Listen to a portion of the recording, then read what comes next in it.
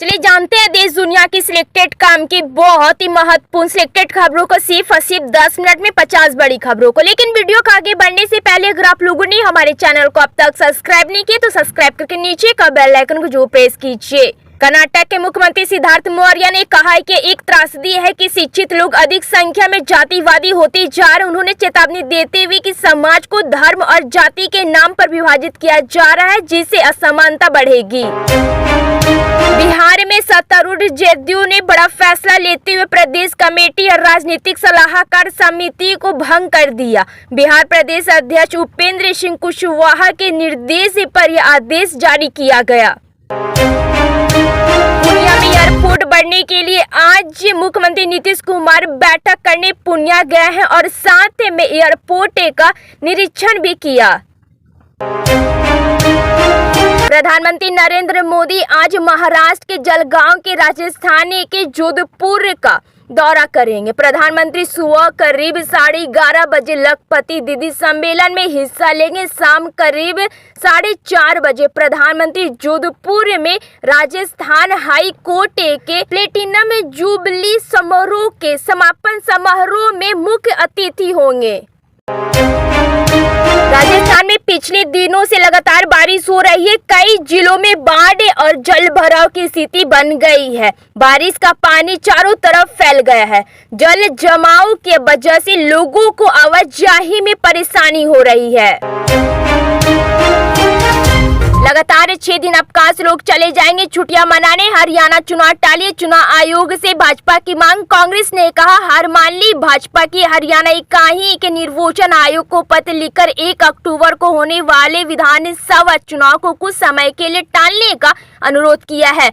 Party ने चुनाव तिथि से पहले और बाद में छुट्टियों का हवाला देते हुए कहा कि इससे मतदान प्रतिशत कम हो सकता है। जेडीयू की बिहार स्तर की सभी कमेटियों को आज भंग किया गया था। वही कुछ घंटों के भीतर इसका नए सिरे से गठन भी कर दिया गया है। उमेश कुशवाहा बिहार जेडीयू के प्रदेश अध्यक्ष बने रहेंगे। कर्नाटक के मुख्यमंत्री सिद्धार्थ मौर्य ने बताया कि उन्होंने कांग्रेस के शीर्ष नेतृत्व को राज्य के सियासी घटनाक्रम और राज्यपाल की ओर से उनके खिलाफ कानूनी कार्रवाई की मंजूरी के बारे में विस्तार से बताया। राज्यपाल के इस कदम को उन्होंने संविधान के खिलाफ और अवैध करार दिया। बिहार में नेता प्रतिपक्ष तेजस्वी यादव के द्वारा किसी भी कीमत पर लोकसभा में वक्फ बोर्ड संशोधन बिल को पास नहीं होने देने का ऐलान किए जाने के बाद बिहार में वक्फ बोर्ड ने अपनी सक्रियता बढ़ा दी है। झारखंड में नई पार्टी का ऐलान कर चुके पूर्व सीएम चंपाई सोरेन ने झारखंड मुक्त मोर्चा को लेकर बड़ा बयान दिया। उन्होंने कहा कि वे झारखंड मुक्त मोर्चा के किसी नेता को नहीं तोड़ेंगे, लेकिन अगर कोई नेता चाहे तो उनके साथ आ सकता है। अपने गढ़ सरायकेला में कार्यकर्ताओं को संबोधित करते हुए चंपाई सोरेन ने ये बात कही। देश के कई राज्यों में बुलडोजर की कार्रवाई को कांग्रेस नेता और महासचिव प्रियंका गांधी वाड्रा ने अस्वीकार और इसे बंद करने की मांग की है। कांग्रेस नेता ने सोशल मीडिया एक्स पर लिए एक पोस्ट में कहा कि बुलडोजर न्याय पूरी तरह अस्वीकार या बंद होना चाहिए। बिहार में कृषि आधारित उत्पादन पर आधारित उद्योग को बढ़ावा देने के लिए मुख्यमंत्री नीतीश कुमार ने दूरदर्शी योजना बनाई है। बिहार में भारी उद्योगों को सहारा देने के लिए खनिजों की प्रचुरता नहीं है, लेकिन इससे समृद्ध जल भंडार और उपलब्ध अनाज के कारण बिहार में इथेनॉल या जैव ईंधन क्रमित संभव हो पाया है। कांग्रेस महासचिव प्रियंका गांधी वाड्रा ने कहा है कि देश में बुलडोजर न्याय पूरी तरह से अस्वीकार है और यह बंद होना चाहिए। प्रियंका की यह टिप्पणी उस समय आई है जब मध्य प्रदेश के छतरपुर में थाने पर पथराव की घटना के एक आरोपी की कोठी को बुलडोजर से तोड़ दिया गया है।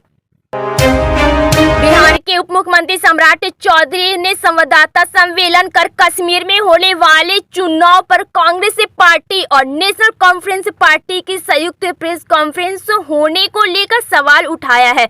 उन्होंने कहा है कि मैं इंडिया गठबंधन और कांग्रेस पार्टी से पूछना चाहता हूं कि Congress party national Congress party से गठबंधन किया है तो नेशनल कॉन्फ्रेंस पार्टी कहती है कि धारा 370 फिर से बहाल करेंगे, आर्टिकल 35A फिर से बहाल करेंगे, तो कांग्रेस पार्टी नेशनल कॉन्फ्रेंस के साथ है या भारत के लोगों के साथ है। प्रधानमंत्री नरेंद्र मोदी ने नेपाल में भारतीय बस के दुर्घटनाग्रस्त होने से हुई मौत पर दुख जताते हुए मुआवजे की भी घोषणा की है।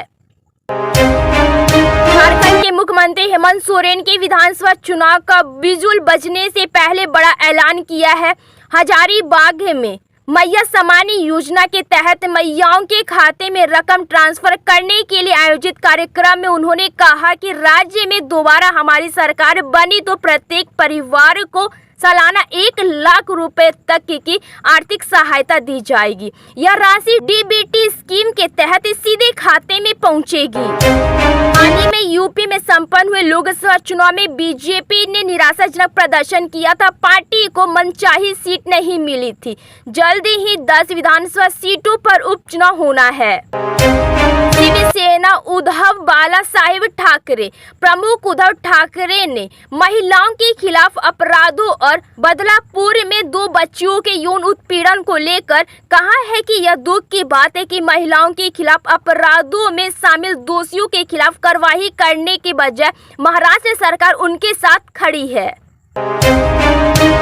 झारखंड में विधानसभा चुनाव के पहले राज्य में राजनीतिक उठापटक जारी है। इस बीच झारखंड के मुख्यमंत्री चंपाई सोरेन ने कहा है कि उनके मन में संगठन के प्रति कोई भी दुर्भावना नहीं है, ना ही वे झारखंड मुक्त मोर्चा जेएमएम पार्टी को तोड़ना चाहते हैं। उनके इस बयान के बाद ये अटकलें लगाई जा रही है कि वे जेएमएम में वापसी का अपना रास्ता भी खुला रखना चाहते हैं।